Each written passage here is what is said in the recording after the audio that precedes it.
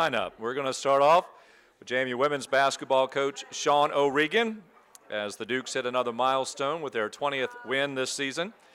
Followed up by Lewis Rowe, JMU men's basketball Dukes going 1-1 this past week with 2 games remaining on the regular season schedule. And today we'll have a special guest as Mike Houston. JMU football will be here. The spring schedule will begin for the Dukes with their spring workouts, and of course maybe a little chatter about the signing class that was announced earlier this month. Let's begin with women's basketball. The Dukes are 20-6 for the 12th consecutive year. They've hit that nice milestone of 20 wins. They are 13-2 in the CA, remain tied for first place with the Phoenix of Elon, with 3 regular season games remaining before the CA tournament, which will take place here in Harrisonburg at the JMU Convocation Center March the 8th through the 11th. Friday, the Dukes had a win on the road at UNCW, 70-59. Sunday, it was an 84-78 win over the College of Charleston. The Dukes sealed the deal there with 13 free throws of their last 16 attempts at the line. Precious Hall this week is third. Last week she was fourth. This week she's third in the NCAA with her scoring average of 23.6 points per game. She's up to 2,120 career points. That's one shy of Tamara Young, who is in second all-time at JMU. She did this past week zip past Courtney Hurt of VCU, of Celeste Hill of Old Dominion, and Shantae Evans of Hofstra into 5th place on the all-time CAA scoring list. Next on the chart is Gabriella Marginian, who played at Drexel, finished up in 2010. Gabriella finished with 2,581 points, so Precious got a little catching up to do with her.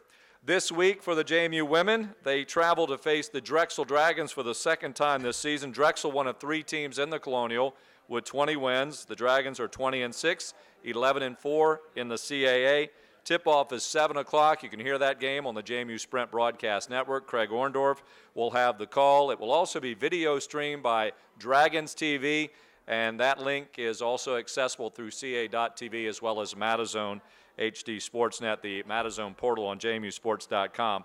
The Dukes beat the Dragons earlier this year, 54-47. That was on January 27th here in Harrisonburg. Sunday, the Dukes are at home against the Tribe of William & Mary. The Tribe 16-10, 6-9. William & Mary host UNCW on Friday night. And you can hear that game on the JMU Sprint Broadcast Network. Also see it on Matazone HD Sportsnet, presented by the JMU Alumni Association. And the American Sports Network will televise it on cable television as well. The Dukes won the first meeting 79-64. That was last month, January 29th.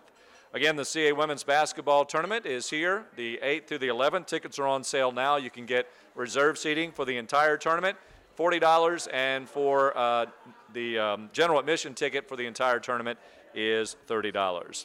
Let's bring in the JMU women's head coach, Sean O'Regan. Congratulations on getting to win number 20. I know more work is yet to be done.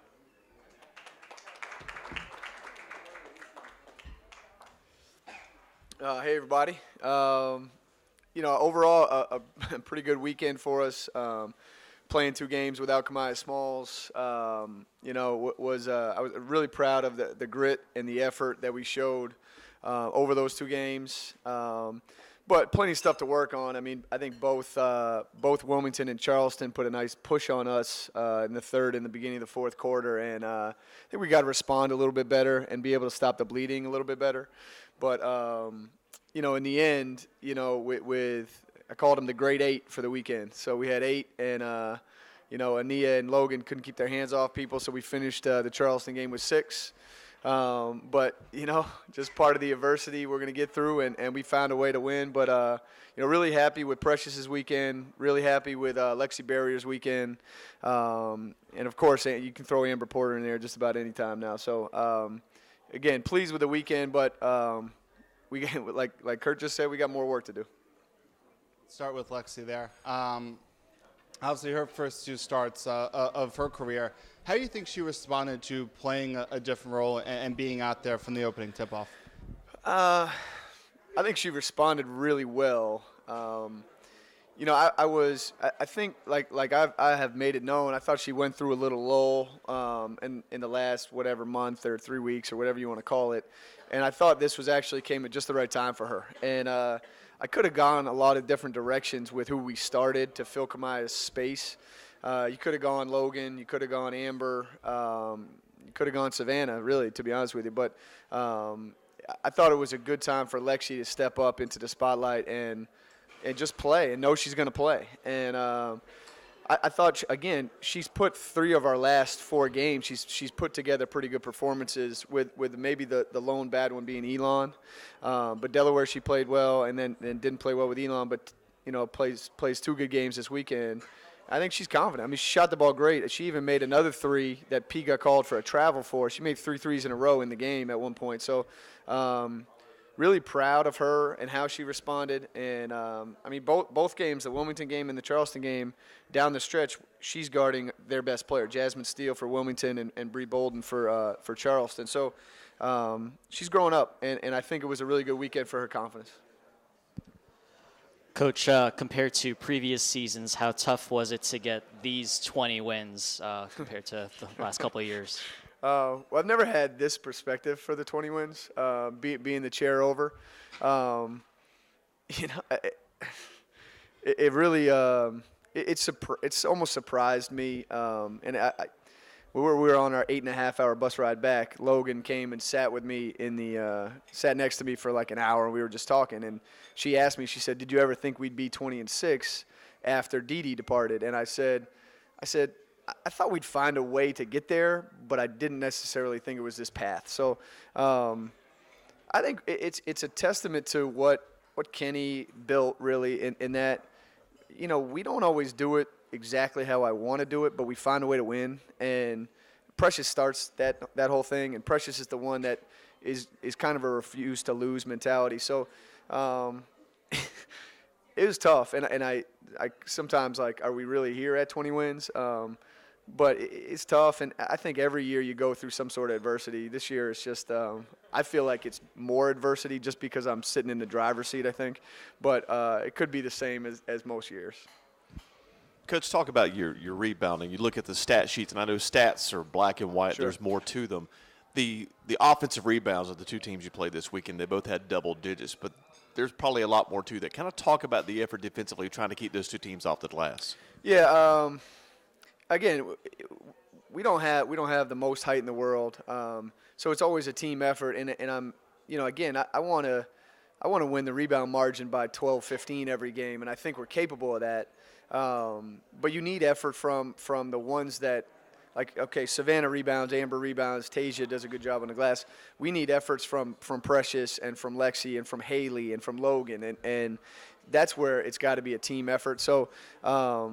The offensive rebounding thing has always been an emphasis, and I learned a lot of that from Kenny, where it's something you talk about all the time in practice, all the time. And, it's something that's really important to us, but it's tough. When you're rotating and playing defense the right way, it is hard to keep. There's always one loose one out there that can go rebound. So 2 teams that rebounded pretty well. I mean, Wilmington starts 2 post players that average 15 combined rebounds, and then Charleston's a little bit undersized too, but they're scrappy, and they've got a 3 guard basically that averages 10 rebounds a game. So it's always an emphasis for us, and it's something to me that we have to. It really controls the basketball game, and so we have to be able to win that. You win that margin. The Elon game is a great example of that. We won that margin by enough where I think it helps us really control the game. So it's a battle. It's a little battle on every time that shot goes up. So it's something we talk about a lot, and it's a really important key for us. What did Brown do so effectively against you guys Sunday? Because, I texted Dad. I haven't seen a player of her size and stature really do what she did to you guys on Sunday. Yeah, she's really good. And I was just watching film with Precious in my office 10 minutes ago, and she was like, "Where did they get her from?" It was because we don't know them, and she just became eligible. But she's what she is. She's a strong, athletic guard playing the post, and it reminds me of Toya Jiggets. And she's 5'10", but she's strong. She's athletic. She can shoot from the free throw line. She's quick enough to go around you, and she can pass. So Charleston has a bunch of shooters on the outside where you can't leave them, and you don't want to double team her and leave them. You don't want, so it's like a double-edged sword for her. But really impressed with her, and she's gonna. I think they're. I told one of their assistants after the game, I think they're one of the top 5 teams in the league. They got 2 all-conference players, no doubt. I think they got 2 borderline first-team all-conference players. But she's tough. She's tough, and I can't even say a mismatch problem because I think Tage is a pretty good guard for her. Amber bothered her shot a little bit more with her length, but I think she also got the better of Amber in some other respects. So she gained a lot of my respect this Sunday. And then Bolden, I mean, you guys had done a pretty good job of her, looked like, in the first half, but it seemed like in the second half she was got going. I mean, is some of that just sort of Lexie guarding her and Lexie's inexperience? What did Bolden do so well to become an impact player in the second half? It's her defense. She's a menace. She's a menace on the defensive end, and I'm telling our players, watch out for her, but you can't. Some of the plays she makes, she covers like 15 feet in a split second. And the play that, again, Logan made a bad play trying to make an entry pass all the way across the floor, and she, of course, jumps it. But she's there jumping it. We ran a play where I think Amber's coming across the center. She's all the way in the corner, and she finds a way to steal that pass. So especially down the stretch, she got really, really aggressive going for steals, and we weren't very clean with the ball. So that's how you also give her fast break. You give her 6 to 8 fast break points, along with her ability to shoot the three, along with her ability to get to the rim. Kid is special. This kid is special, and she belongs in the top 5 players in the league for sure. And she belongs defensive player of the year. I joke with our team. I said, it's hard for me to stomach a defensive player of the year that plays zone. Well, they played us man down the stretch, and she's just as dangerous in that. So, again, she earned a lot of my respect, and she's got a great demeanor, with our team. She's very respectful through the line afterwards. So I'm really impressed with her, but it's her defense, not necessarily her offense. Now, Lexie gave her 3 free ones with a foul down the stretch, but she creates all that by herself playing defense. She's really impressive. If you can refresh our memory with the last time you guys played Drexel and what you take away from that game going into Friday. Dog fight. Yeah, they're. I mean, if you recall last year, we went up there. We were down 24-7. They're really good. They're really sharp. I've said it on the radio. I think Denise is one of the best coaches in the country. But what they do, they find your weakness on the floor. So. She takes her time, and they'll get the ball, and she'll look at every matchup she's got on the floor, and she's going to say, I want to go pick on Kamaya, I want to go pick on Amber, I want to pick on whoever, and that's what makes her great. But it's going to be a battle, and it's going to be you're going to have to win the tempo battle. And I'm just watching them. I just watched them play Delaware last night, and it's 39-36 with 4 minutes to go in the fourth. And we scored 44 points in the first half at Charleston. It's not, if we can score 44 points on Drexel, I feel really good about where we are. And again, the home game is 54-47, which, again, goes in their favor. But, again, we had a really good first half.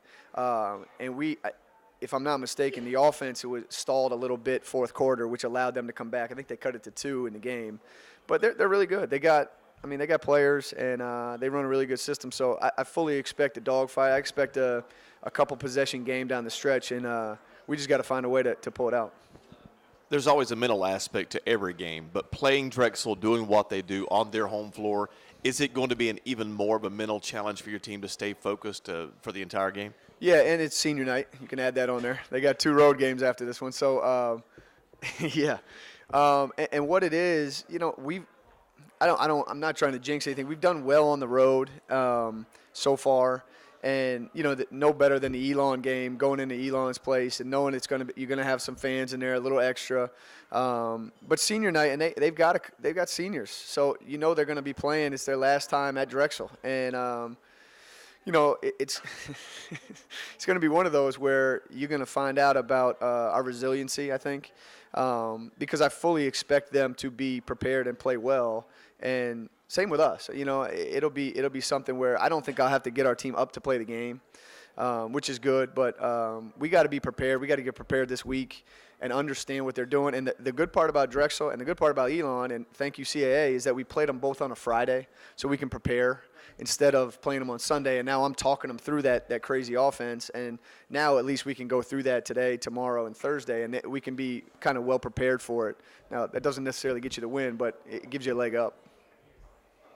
In conference play, you're holding opposition to a 24% shooting beyond the arc. Talk about your defensive approach to keeping teams from being able to score out there. Yeah, and it's no threes, no layups, and that's the goal for us is make them shoot a mid-range shot. But anytime, and I know it goes against a lot of coaches' principles, in that we jump and run you off the line, and that's what I think is a really good way to go, because it makes the offense have to make another play. And so we run you off the three-point line. Now you take a couple of dribbles. Now you kick it. We're running that person off the three-point line too, and you got to protect the basket. So I'm asking a lot of them, excuse me, but I'm asking a lot of our players to do that. But I think that's a recipe for success, especially with – I don't think we're a great rebounding team. I think we're a very athletic team. And that's why we've been trapping ball screens a lot, and we've been trying to press a little bit more, because I'm trying to play to our strengths a little bit where, I want us to be fast and athletic and run around and make you scramble a little bit. But that's something that's really important to me. And we've done that over the last couple of years with Coach Brooks, was running people off the line, and it makes it tough. I mean, I think the three is such an impact in today's game that – taking that away from teams, especially a team like Drexel, who makes, I think, 9 a game. It's crazy.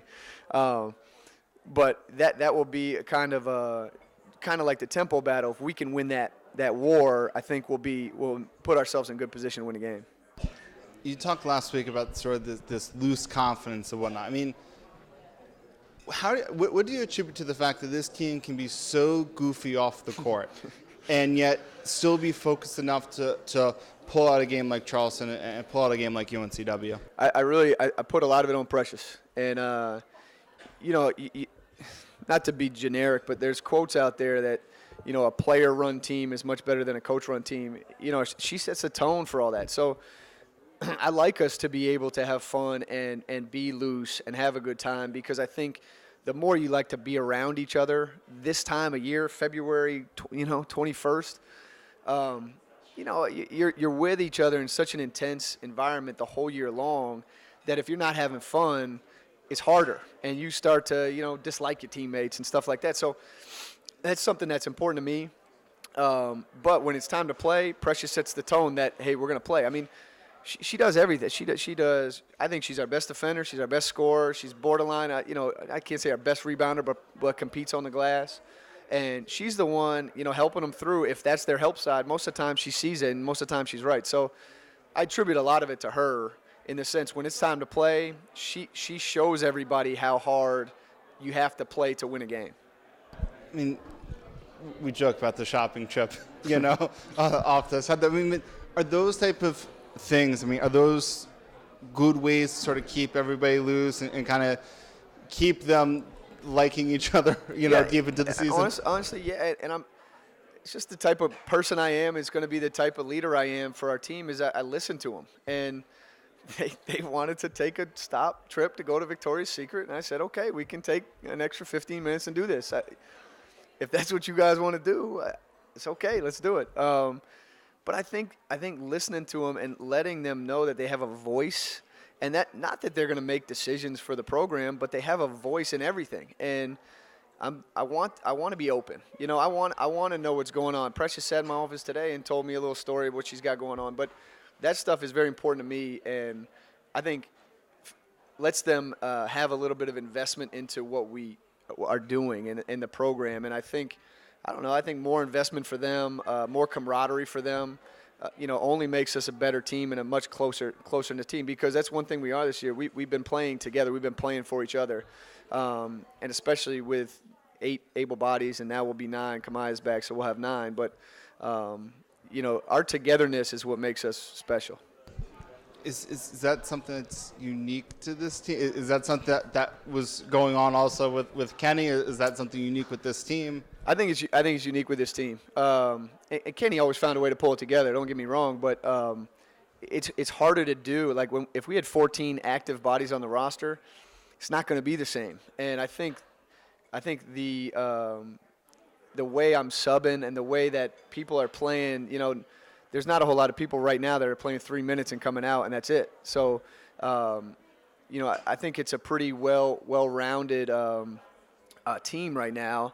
And again, you're playing as hard as you can and playing to your strengths for our team. And I think that is a little unique with what we have going on this year. Also, it's like the goofiness. Is that also? Was that something that was going on with Kenny? We always had fun. But he'll snap them in a little bit quicker than I'll snap them in, if that makes sense.